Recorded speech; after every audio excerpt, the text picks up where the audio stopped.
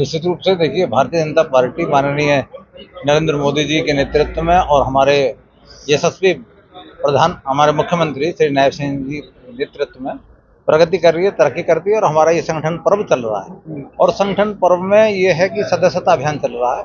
इस सदस्यता अभियान में हमारे जो स्थानीय समिति है, जिसको हम बूथ समिति बोलते हैं, उसका चुनाव होना है। उसके बाद मंडल का चुनाव होना है, उसके बाद जिले का चुनाव होना है, फिर उसके बाद प्रदेश का चुनाव होगा और देश का चुनाव होगा। तो इस तरह से हमारे कार्यकर्ता से जुड़े हुए हैं। मुझे 4 जिले हमें मुझे दिए हैं, अपना फरीदाबाद है, गुरुग्राम है, नूंह है, पलवल है। कल हमारे माननीय प्रदेश अध्यक्ष जी के साथ मेरा मतलब उनके साथ मेरी जिम्मेवारी थी, तो उनका प्रवास था, तो प्रवास के नाते जिम्मेवारी के नाते मैं नूंह उन्होंने कवर किया, पलवल कवर किया, अपना फरीदाबाद में आए और उन्होंने सब कार्यकर्ताओं को मनोबल बढ़ाया और उसको सक्रियता अभियान को और सुचारू रूप से तेज कराने के लिए एक काम किया। उसी के तहत आज हम पंडित टेकचंद शर्मा जी के जो कार्यालय हैं, पृथला विधानसभा के सब कार्यकर्ता इकट्ठे हुए हैं। हमारे मंडल अध्यक्ष हमारे हुक्म सिंह भाटी जी और हमारे समीर टंडन जो IT के हैं, अनिता शर्मा जो हमारी सह संयोजक हैं फरीदाबाद की, सब लोगों ने अपने किस तरह से सदस्यता को बढ़ाया जाए IT के माध्यम से, क्योंकि ये तब ऑनलाइन और ऑफलाइन होने वाली हैं। जो ऑनलाइन हो रहे हैं उनको ऑनलाइन के माध्यम से, जो ऑफलाइन होंगे उनको फॉर्म भरवा के सदस्यता कराएंगे। कहते हैं पार्टी जब किसी पार्टी में कोई जयछंद हो तो वो पार्टी का नाश होता है।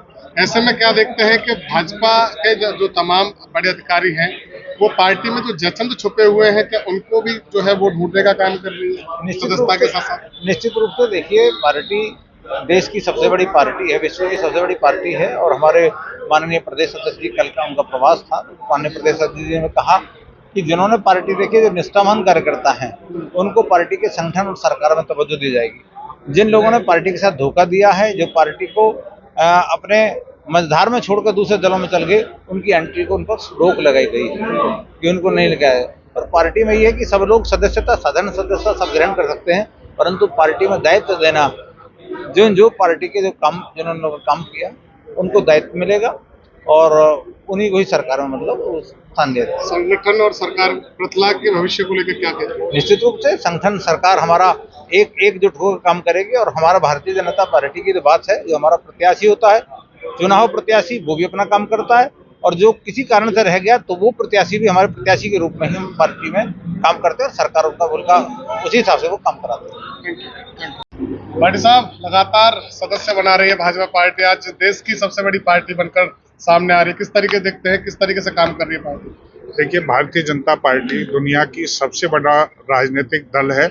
उसका सदस्यता अभियान पूरा देशव्यापी चल रहा है। हरियाणा में थोड़ा देर से शुरू हुआ क्योंकि हरियाणा और जम्मू कश्मीर में चुनाव थे। हमारा हरियाणा प्रदेश का 50 लाख का टारगेट है और जो फरीदाबाद का हमारा टारगेट है वो 5 लाख का है।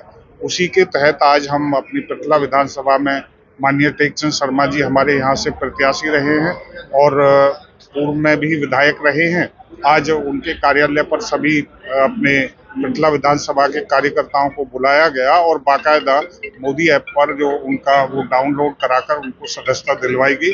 और क्योंकि हमने सभी हमारे मंत्रीगण, विधायकगण सबको जो है उनका सदस्यता रिन्यू करा के और उनका मीडिया में भी उसका प्रचार प्रसार भी आवश्यक है। आज टेकचंद शर्मा जी के ऑफिस पर टेकचंद शर्मा जी ने अपनी सदस्यता को रिन्यू किया है, उसी के तहत हम आए थे। दूसरी बात, मुकेश जी आपने एक बात कही थी, जो उस गैंग का नाम हमने गुलदस्ता गैंग दिया है और माननीय प्रदेश अध्यक्ष जी ने उनकी एंट्री बिल्कुल बंद की है, जिन्होंने जो भारतीय जनता पार्टी में थे और हमारे प्रत्याशियों के खिलाफ उन्होंने चुनाव लड़ा या चुनाव में मदद की, इसलिए उनकी एंट्री एकदम बंद है। दूसरी पार्टियों से कोई आएगा तो अभी तो सदस्यता वैसे सभी की बंद है क्योंकि हमारी अपनी नई सदस्यता चल रही है, इसलिए उसका तो आप जिक्र ही ना करें तो ज्यादा अच्छा है।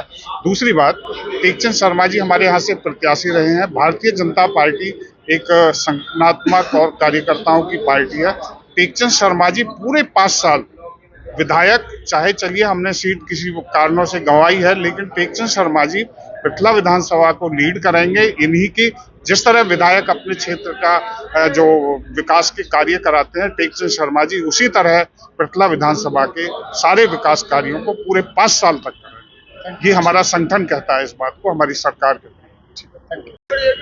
शर्मा जी, आज स्वच्छता अभियान के तहत जो है वो स्वच्छता भी आपने ग्रहण कर दी है और तमाम कार्यकर्ता भी आए हैं, अधिकारीगण भी आए हैं, किस तरीके देखते हैं, कितना फायदा है? देखिए, भारतीय जनता पार्टी विश्व की सबसे बड़ी पार्टी है और आज उसका सदस्यता अभियान का जो रिन्यूअल कहेंगे, मैं तो सदस्य तो बहुत पुराने हैं, बाकी वो रिन्यूअल हर 5 साल में होता है और पार्टी ने एक मुहिम चला रखी है। उसमें कल माननीय मोहनलाल बडोली जी, संगठन मंत्री जी और सभी आए थे, तो आज मैंने भी वो सदस्यता को रिन्यू कराया है और पार्टी के अंदर हमने सभी सदस्यों को बोला है। हमारे पृथला विधानसभा क्षेत्र की थोड़ा सिस्टम ढीला था।